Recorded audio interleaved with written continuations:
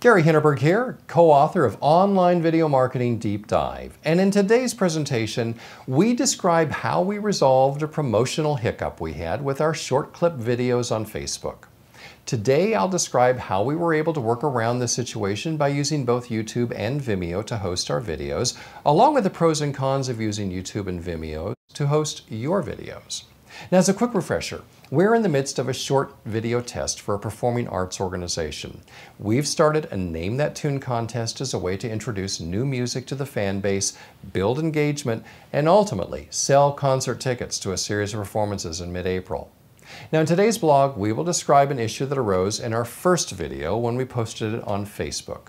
It didn't really hurt the campaign, but rather reduced our viral reach.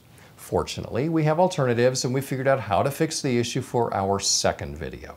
This is learning that will be important to you if you plan to post videos on Facebook and use promoted posts and pay-per-click advertising to generate more traffic to the video. Now, here's what happened to us. For our first video in our Name That Tune contest, we posted it to YouTube and then used the YouTube link on our Facebook fan page. Then I selected the promote option. When you do, you are given the option of promoting the post to people who like your page. Or for greater reach, you can choose people who like your page and their friends. You set the budget, which is directly related to the estimated reach. For $20, we can reach between 1,000 and 2,000 people who are friends of people who like our page. It's an inexpensive way, at least in absolute dollars, to reach the friends of our existing fans. Friends of people who already like our page are probably the type of people who could become fans of our organization and someday come to a performance, purchase a recording, or maybe even make a contribution. Now, we have used promoted posts in the past. Based on our use of promoted posts last Christmas and the fact that Christmas show ticket sales were up 20% over a year earlier, we believe those promoted posts contributed to the sales increase, and we certainly know that using promoted posts grew our number of fans. So when I posted our first video in this series for the spring shows, I used the promoted post option as I've done several times before. But this time, a few hours later, I received an email notification from Facebook that the promoted post wasn't approved. While there are several reasons why a promoted post may not be approved, we narrowed the list down to one likely culprit: the text in the still frame or the thumbnail image that YouTube had pre-selected. Facebook wants 80% or more of the image to be a photograph or other graphic treatment with only 20% or less as text. Our video still image, which we had no control in selecting on YouTube, exceeded the 20% limit. Now, please understand that Facebook still included the video on our page and it was visible and played for our fans, but it meant our post would not be promoted to friends of fans. And unfortunately, by the time I learned that Facebook promoted post hadn't been approved, we already had several comments on Facebook which were considered entries into the contest. Attempting to change it would have triggered other problems. So while Facebook wouldn't approve the promoted post, and it's clear in their terms and advertising guidelines that they wouldn't, it was YouTube that we had to work around.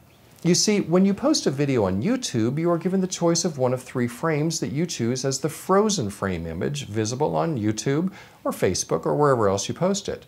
It's really the luck of the draw if you get a frame that looks good. And that's why when you see the image of me hidden behind the play button here on this blog, sometimes it shows me with my mouth open or some other less than flattering pose.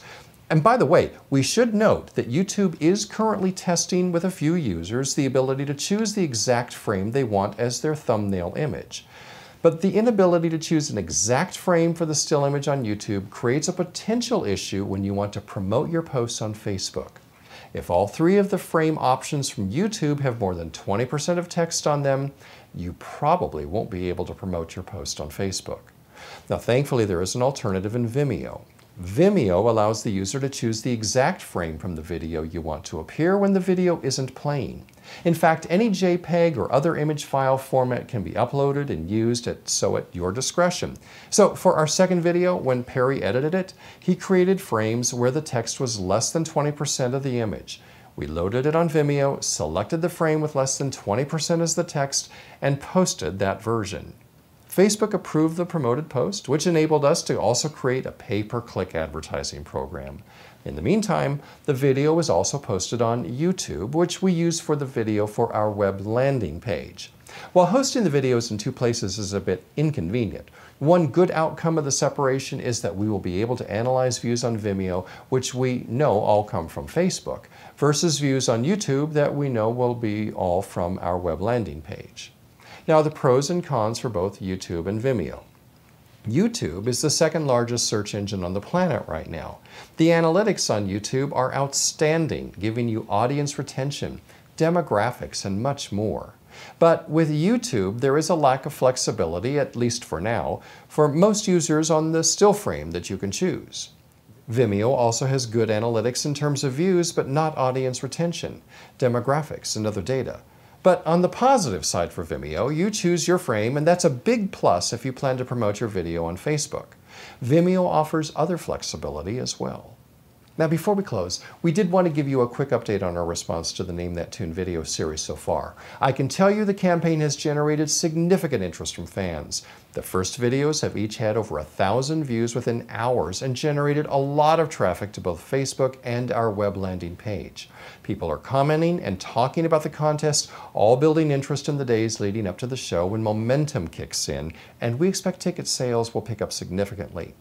That's when we'll all find out if this idea really worked. Now, we're pioneering here and don't claim to have all the answers, but we're able to test, share our experiences like our glitch on Facebook and how to resolve those issues, along with the results, whether good or bad. Through this process, we hope to give you the confidence to test this approach for your organization. In our next videos, we will dive deeper into video views, landing page views, and the analytics from Facebook, which are quite extraordinary and a direct marketer's dream. In the meantime, please share your comments, suggestions, and experiences because we're all learning here together and we hope you're enjoying the ride. That's all for today. On behalf of my co-author, Perry Alexander, thank you for watching Online Video Marketing Deep Dive.